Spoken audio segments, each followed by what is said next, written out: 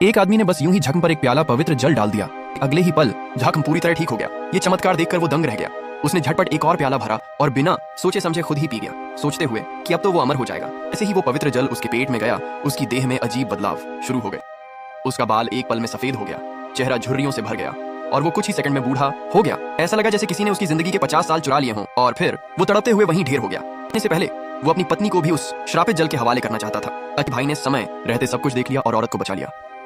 उन्होंने भी एक प्याला पवित्र जल भरा, लेकिन पिया नहीं, बल्कि उन्होंने उसे जमीन पर रख दिया, यह कहते हुए कि ये जल अब केवल जिसके नसीब में होगा वही इसे पी पाएगा। फिर पलक झपकते ही 300 साल बीत गए। पहले जो गुफा थी वो अब रेगिस्तान बन चुकी थी। रेगिस्तान से गुजर रहा था एक प्यासा थका हारा गंजा मुसाफिर। जैसे ही उसने हाथ बढ़ाया उसे उठाने के लिए, एक लाल चमकती रोशनी ने उसे हवा में उड़ा दिया और सीधे किसी गहरी नदी में फेंक दिया। वो तो गया, लेकिन बाकी लोग बच गए। पर पास में ही खड़ा था छोटा काला, जो पिछले 3 दिन से पानी की एक बूंद के लिए तरस रहा था। अब उसके सामने 2 ही रास्ते थे, या तो पवित्र जल पिए या यहीं दम तोड़ दे।